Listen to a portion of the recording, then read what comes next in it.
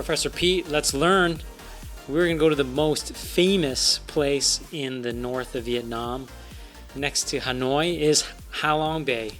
It is quite a sight to see with all of the awesome islands and the beautiful green emerald water. And we're taking it by boat. For 30 bucks, is it worth it? Let's check out the video. So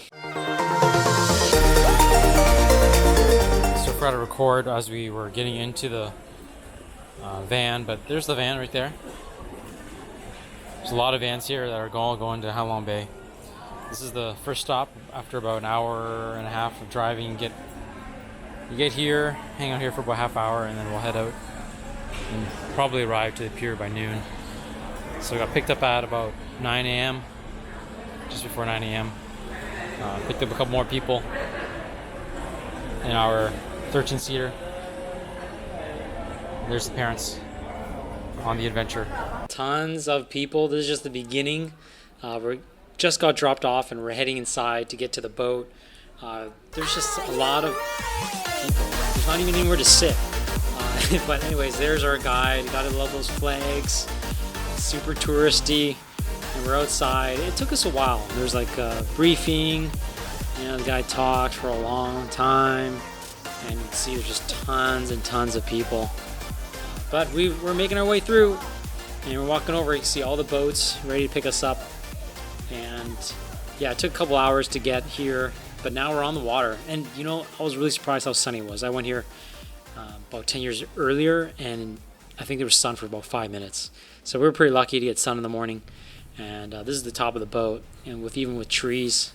I don't know how they got these plants on the ship, but it gives a nice atmosphere. But this is it. I mean, Halong Bay's got something like thousands of these karst limestone islands, and inside some of these islands, there's caves. So there's tons of, I don't know if there's tons of monkeys, but there's a lot of monkeys. And yeah, there's the view from the top as we get into one of the caves. Like I said, there's tons of caves, a lot of adventures you could do. It's like they have 2 or 3 day trips as well. I think I paid $30 for one person. Yeah, tons of people. Look at this. So it was pretty cheap. We just picked it up across the street from our hotel. You can buy it online too, but I wouldn't pay more than $30 for the day trip unless you really want to splurge. It was kind of funny to see these Chinese ladies. And like I said, I mean, these are mostly Chinese tourists, so it's funny to even people watch. But it was uncomfortably a lot of people. It took about 10 minutes if you don't stop, maybe less.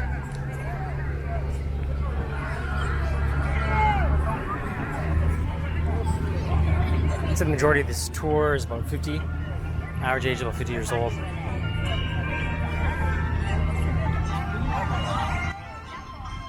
You can tell that first lady is the champ.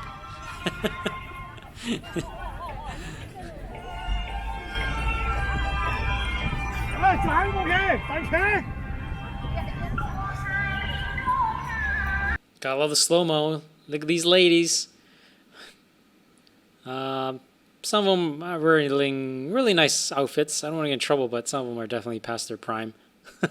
So where's Halong Bay? It's about a couple hours from Hanoi. You drive east, and it's all of these little tiny islands in Halong Bay. So there's a lot of cool places around here besides Halong Bay. As you can see, there's tons of other islands. You could do some research and hit those other places. This is a big island too with a pretty fancy highway going through it. But that's where it is in northern Vietnam. Super scenic, just going through. The views were awesome as we're on the boat. And definitely worth it. It's only $30. You do have to wake up a little early to make this trip. But as you can see, there are tons of tourists. It's almost like deja vu. But this one is another view, and we're going inside another cave. So we're just waiting a little bit. There are tons of people. Hey Dad, what's up? Yeah, look at that. And again, you can't expect a lot from the tour guide. You're paying $30, so they speak really good Vietnamese. So my mom was talking to him. But for me, I didn't understand it, half of what they were saying. Not that you need to. A cave's a cave, right? So there's stalactites, stalagmites. The ceiling looks pretty solid because I guess all the water rushing through it for all those hundreds and thousands of years. It's a UNESCO World Heritage Site, so that's pretty awesome. But don't expect there to be a lot of sun. And yeah, look at this. It's like a trail of people.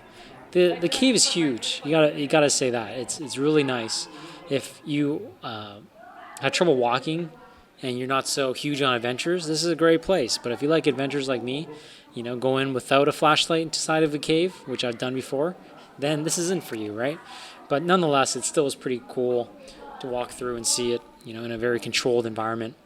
Tons of people. How many times have I said that? They're all screaming at each other too. Oh, I like this. I like this staircase here. Look at them all. That's so cute. But yeah, huge cave. And then we're getting back on the boats. Tons of people. I did the overnight. I think the overnight's pretty cool. You pay just a little bit more, so I think it's totally worth it. And yeah, because it takes 2 hours to get there and back one way. Gotta love this too. A little gift shop. I like her makeup. So here we are inside one of the caves.